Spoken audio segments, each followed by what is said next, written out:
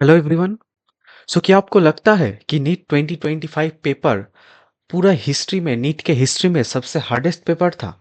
ठीक है। तो चलो आज के इस वीडियो में हम पूरा जानेंगे, पूरा डिटेल्स में फिजिक्स पेपर मतलब नीट का जो फिजिक्स पेपर हुआ है, फिजिक्स सेक्शन सबसे हार्ड आया है। हम उस सेक्शन को पूरा एनालाइज करेंगे हम इस वीडियो में।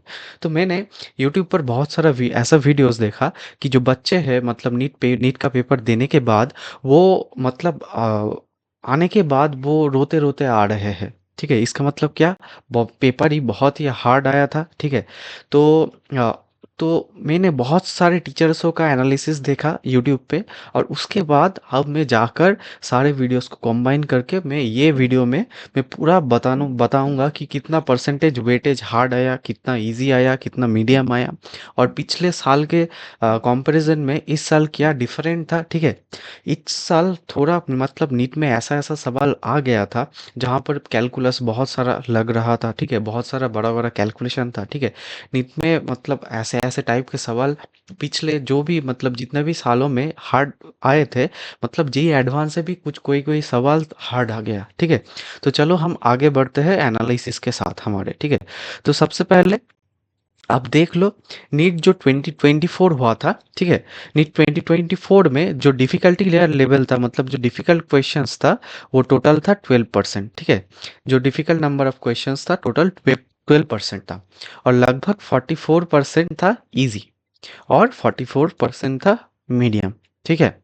अब उसके कंपैरिजन में अब नीट के 2025 में देखो तो जो डिफ़िकल्टी लेवल है वो 26.7% पहुंच गया है। इसका मतलब क्या है? वो डिफ़िकल्टी लेवल ऑलमोस्ट 2x हो गया है। तो आपको क्या करना है बेटा? आपको उदास नहीं होना है। आपको एक अच्छा कोचिंग लेना है, कोचिंग के साथ आपको बहुत मेहनत करना है।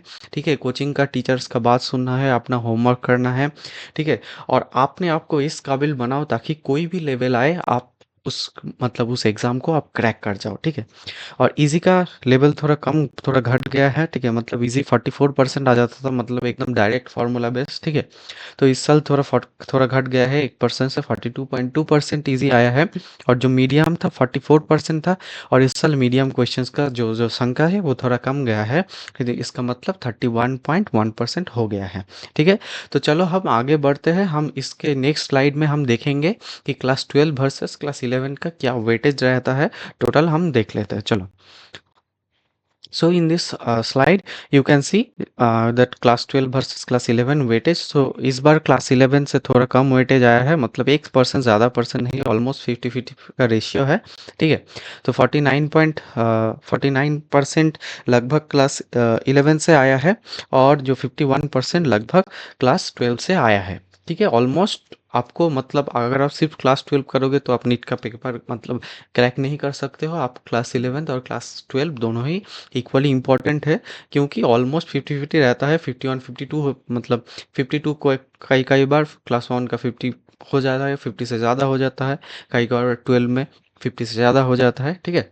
तो चलो हम इसके नेक्स्ट स्लाइड में हम देखेंगे कि कौन से टॉपिक से कितने हार्ड सवाल आए हैं, कितने मीडियम सवाल आए हैं, कितने इजी सवाल आए हैं, और कौन सा मतलब कौन सा सेक्शन सबसे इम्पोर्टेंट रहता है, हम देख लेते हैं। ठीक है। तो चलो हम आगे बढ़ते हैं हमारा अगला स्लाइड की तरफ। तो अब देखो, इस स्लाइड में मैंने टोटल एकदम इन डिटेल्स में बता दिया है कि देखो जो मैकेनिक्स सेक्शन है, मैकेनिक्स सेक्शन से जो इजी सवाल आया था वो आया था 4। ठीक है। और जो मीडियम सवाल आया था वो आया था 5, और जो डिफिकल्ट सवाल आया था वो आया था 5। ठीक है। अब आगे बढ़ते हैं, मतलब मैकेनिक्स तो बहुत ही इंपॉर्टेंट रहने वाला है। मैकेनिक्स सेक्शन अब देखो, इन सारे सेक्शनों में से टोटल जो सवाल मैकेनिक्स में सबसे ज़्यादा पूछे गए हैं। इसका मतलब मैकेनिक्स मैकेनिक्स 1 और मैकेनिक्स 2 मतलब जितने भी चैप्टर्स आते हैं मैकेनिक्स के अंदर, बहुत सारे चैप्टर्स आते हैं। ठीक है, ये सारे चैप्टर्स बहुत ही इंपॉर्टेंट रहने वाले हैं। मैकेनिक्स से टोटल 14 सवाल आए हैं। ठीक है। इसके बाद चलो हम हीट हीट एंड तो हिट में से जो इजी सवाल आए थे वो 1 था, जो मीडियम था वो 2 था और डिफिकल्ट था 1। ठीक है, टोटल 4 सवाल। ठीक है, तो इसका वेटेज बहुत ज़्यादा नहीं है, मगर आप इस सेक्शन को आप निगलेक्ट नहीं कर सकते। ठीक है, इसके बाद आया था S H M and waves. ठीक है, तो एस एच एम वेब से जो इजी सवाल आया था 2 आया था, मीडियम आया था 0 और जो हार्ड सवाल आया था वो 1 आया था। ठीक है, इसके बाद आते हैं ऑप्टिक्स। ऑप्टिक्स 1 सवाल इजी आया था, 2 सवाल मीडियम आया था और डिफिकल्ट 1 सवाल आया था, टोटल आया था 4। ठीक है, इसके बाद modern physics and electronics. Okay, तो मॉडर्न फिजिक्स एंड इलेक्ट्रॉनिक्स बहुत ही स्कोरिंग होता है। ठीक है, मतलब डायरेक्ट डायरेक्ट से सवाल आ जाता है। ठीक है, तो मॉडर्न फिजिक्स से जो इजी सवाल आया था वो 1 था, मीडियम सवाल था 5 और डिफिकल्ट सवाल था 0। मतलब मॉडर्न फिजिक्स से डिफिकल्ट सवाल 0 था और टोटल सवाल था 6। अब एक्सपेरिमेंटल स्किल से आपका इजी सवाल एक भी नहीं आया था, मीडियम सवाल एक आया था और डिफिकल्ट सवाल 0 आया था, तो टोटल आया था 1। अब इलेक्ट्रोडायनामिक्स के बारे में बात करते हैं, तो इलेक्ट्रोडायनामिक्स से इजी सवाल 5 आया था, मीडियम सवाल 4 आया था और डिफिकल्ट सवाल 4 आया था, सो टोटल आया था 12।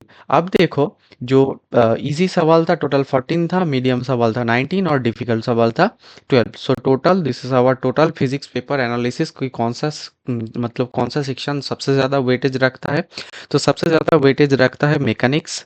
ठीक है, मैकेनिक्स सबसे ज़्यादा इंपॉर्टेंट है और उसके बाद जो इंपॉर्टेंट है वो है इलेक्ट्रोडायनामिक्स और उसके बाद आप कर सकते हो ये मॉडर्न फिजिक्स, ये भी स्कोरिंग चैप्टर है। ठीक है, इन सारे सेक्शंस को आप नहीं छोड़ के जा सकते, क्योंकि अगर आपको अच्छा स्कोर करना है तो आपको इन सारे मतलब टॉपिक्स को बहुत ही अच्छी तरीके से करना चाहिए। तो इस साल जो नीट का पेपर आया था सच में बहुत डिफिकल्ट आया था, मतलब नीट स्पेशली जो फिजिक्स सवाल आया था, मैं देख रहा था कि एक दो सवाल तो ऐसा आ गया था, कई कई टीचर मतलब कई कई टीचर भी सॉल्व नहीं कर सकते थे।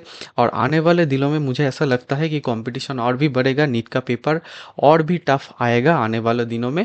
तो आप बहुत मेहनत करो आप बेटा। ठीक है, तो इसके साथ हम आ गए हैं इस वीडियो के एंड में। तो आज के लिए इतना ही। Thank you, bye bye.